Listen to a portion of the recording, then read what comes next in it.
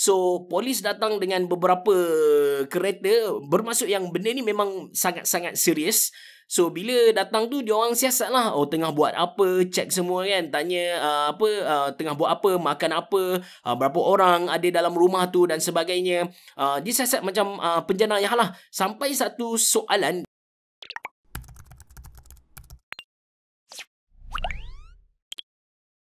Assalamualaikum warahmatullahi wabarakatuh. Selamat datang ke channel Ashraf Jeffrey, yang mana dekat channel ni saya just nak kongsikan pengalaman dan juga pendapat peribadi saya. Dalam episod kali ni, saya nak cerita pengalaman bagaimana orang Jepun mereka sangat-sangat menilai manusia berdasarkan tempat belajar mereka. Of course, tempat kerja pun mereka ada nilai juga, tapi disebabkan pengalaman menilai di tempat belajar tu sangat menarik untuk saya kongsikan dengan anda. So, dekat Jepun ni, universiti terbahagi kepada dua, sama juga dengan dekat Malaysia ada private university, ada government punya university. Untuk private university mereka panggil sebagai Shiritsu Daigaku. Daigaku adalah university, D-A-I-G-A-K-U, Daigaku itu adalah university. Dan kita ada Kokuritsu Daigaku, itu adalah government punya university lah. So dia ada ranking dia lah. Ada ini kisah benar. Seorang kawan senior saya, dia adalah dari Waseda Daigaku, Waseda University, antara universiti yang mantap lah dekat Jepun ni, dalam top 10 dia. Dan dia ada ditakdirkan, dijadikan cerita mereka ada buat majlis makan-makan. And disebabkan pisau tak cukup, jadi senior saya ni pun dia balik rumah, dia buat makan-makan dekat rumah kawan dia. Dan disebabkan pisau tak cukup untuk masak ramai-ramai kan, so dia pun jalan kaki dekat rumah dia. Dia pergi ambil pisau, kesilapan dia pegang pisau tu dekat tangan, dan orang boleh tengok dia pegang pisau tu. Dia lalu satu taman. Bila dia lalu satu taman, maybe ada orang report dia lah. Orang report dia bagi tahu macam ada orang asing pegang pisau jalan-jalan sekitar taman. So tiba-tiba tengah dia orang syok masak ataupun tengah makan tu, polis datang ke rumah. Polis dengan beberapa kereta. Maksudnya benda ni serius lah. Kalau seorang dua polis datang tu adalah perkara biasa dekat Jepun. Sebelum ni pun saya dah kongsikan dengan anda pengalaman polis datang ke rumah saya. So polis datang dengan beberapa kereta, bermaksud yang benda ni memang sangat-sangat serius. So bila datang tu diorang siasat lah, oh tengah buat apa, check semua kan, tanya tengah buat apa, makan apa, berapa orang ada dalam rumah tu dan sebagainya. Dia siasat macam penjenayah lah. Sampai satu soalan, which is dia tanya, datang Jepun ni belajar dekat mana? Then senior saya bagi tahu dia belajar dekat Waseda University. Tiba-tiba bila polis dengar je perkataan Waseda University tu, terus semua polis berdiri dan minta maaf.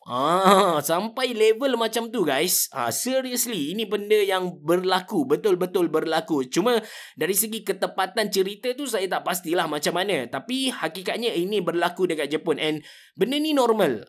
Benda ni normal. Sama juga bila pergi minta kerja kan. Bila orang tanya, oh kau dari universiti mana? Kalau kita bagi tahu yang kita dari Todai University Tokyo Japan, ataupun kita bagi tahu kita dari Waseda University ataupun Keio University ataupun University Kyushu Kyudai University, orang akan pandang kita dengan satu pandangan yang sangat mulia lah. Kalau dekat Malaysia, kita lebih menilai seseorang tu berdasarkan kalau universiti dekat Malaysia, orang tanya, kau belajar dekat mana bila sebut UiTM ke, bila sebut UPNM ke, kita macam tak rasa izzah tu, tak rasa bangga dengan universiti kita. Kita rasa macam benda tu biasa sahaja. Sedangkan dekat Jepun, dia memang pandang gila, pandang tinggi gila dekat ni. Kalau Malaysia, mungkin kalau kita cakap kita belajar dekat Universiti Petronas, orang akan pandang mulia sikit. Tapi kalau universiti biasa, orang just macam abaikan sahajalah. Dia tak memberi satu kita kata position yang eksklusif. Dekat Malaysia tak ada benda tu. And sama juga dengan tempat kerja. Tempat kerja dekat Malaysia ni, selagi anda tak kerja ONG, oil and gas, ataupun mungkin anda bukan seorang pilot, anda bukan bekerja yang kita kata tinggi-tinggi tu, orang takkan pandang anda dengan pandangan yang mulia. And saya nak kata benda tu bagus ataupun tak, sebenarnya itu adalah hakikat. Kalau anda rasa benda tu tak bagus, lantak anda lah. Kalau anda rasa benda tu bagus pun, lantak anda lah.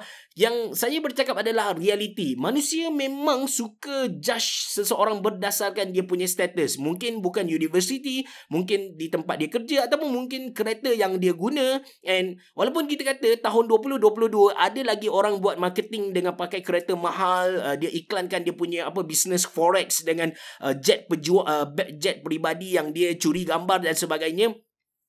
Kita rasa macam ada lagi orang terpengaruh dengan benda-benda macam ni? Jawabnya yes, ada lagi. Sebab memang manusia dia memang dia lebih, dia tend to judge seseorang berdasarkan dia punya status. Dekat Jepun mungkin dari segi universiti, tapi dekat Malaysia mungkin dari segi kereta. Kita tengok kereta mahal, oh dia ni mesti successful. Kita tak tahu pun kereta tu dia pinjam je sebenarnya kan. So itu yang berlakulah dalam dunia sebenar. Kita tak setuju macam mana pun, kita tak dapat nafikan ini realiti yang berlaku. So kalau kita nak berjaya ataupun kalau kita nak kaya, kita boleh tunggang isu ni. Ramai lagi orang tak aware lah kot. Macam kawan saya, dia seorang ejen takaful, ejen insurance kan. Dia memang sahkan benda ni. Dia bagi tahu kalau dia pakai Honda pergi jumpa, ini Honda bukan Proton, bukan Pro 2 yang murah-murah, bukan. Ini Honda.